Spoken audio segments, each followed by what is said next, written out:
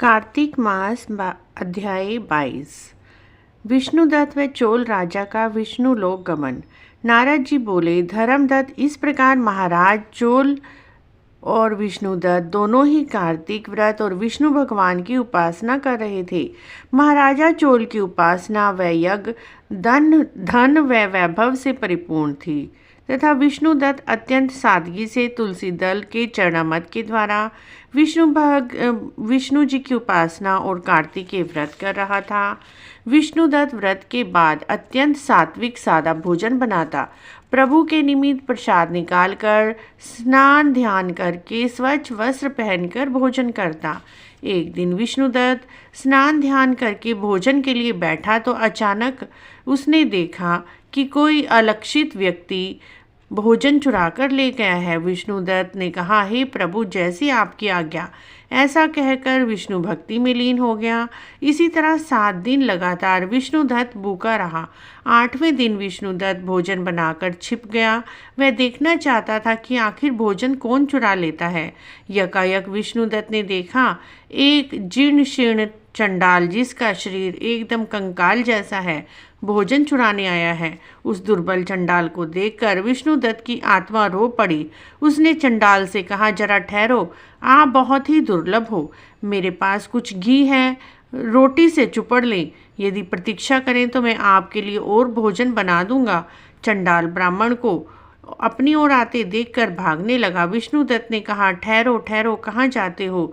मुझे सेवा करने का अवसर दो। अचानक चंडाल पृथ्वी पर गिरकर मूर्छित हो गया। विष्णुदत्त उसके निकट आकर अपने वस्त्रों से उसे हवा करने लगा और जल के छींटे मारे। विष्णुदत्त ने मूर्छित चंडाल को गौर से देखा। हे प्रभु, आ, विष्णुदत्त के मुख से निकला। वह हैरान रह गया। स्वयं भगवान विष्णु उसके सम्मुख थे। देखते ही देखते मूर्छित चंडाल साक्षात भगवान विष्णु के रूप में दर्शित हुआ। उसके चारों हाथों में शंख, चक्र, गदा और पद्म थे। उन्होंने शरीर पर पीतांबर वस्त्र, छाती में से वत्स, मस्तक पर कुंडल व पीछे सुदर्शन चक्र लगा रखा था। सात्विक भावों से युक्त विष्णु के चरणों में वह गिर गया।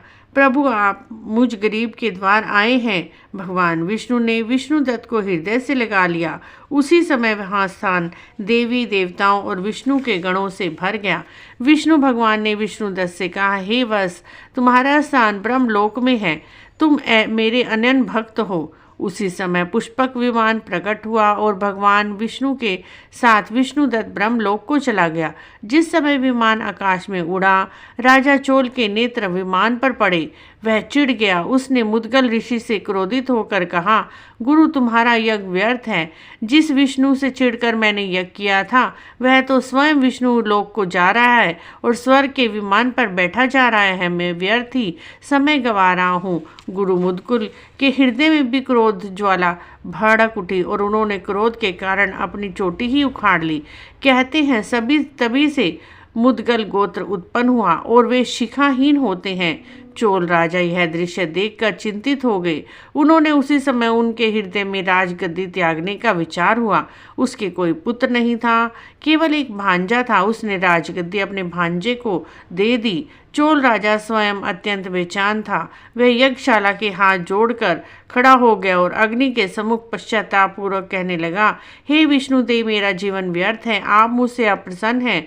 मुझ धन का अभिमान था, मुझे माफ़ करो। मैं धन के अभिमान में डूबा हुआ था, आपके पास आना चाहता हूँ। यह कहकर चोल राजा यज्ञशाला की अग्नि में कूद पड़ा। उसी समय भगवान विष्णु प्रकट हुए। उन्होंने चोल को अग्नि के ऊपर से उठाकर अपने हृदय से लगा लिया और बोले, हे राजन, तुमने पश्चाताप करके मन वचन कर्म से साधु हो गए हो। अतः मेरे साथ विमान में बैठकर ब्रह्मलोक चलो, वहीं विष्णुदत्त भी है। राजा चोल भी मुक्ति को प्राप्त हुआ। कहते हैं कालांतर के राजा चोल और विष्णुदत्त भगवान विष्णु के लोकपाल बने। भगवान विष्णु के निकट ही स्वर्गपुरी में वास करने लगे। इति कार्तिक महात्म 22वें अध्याय की जय।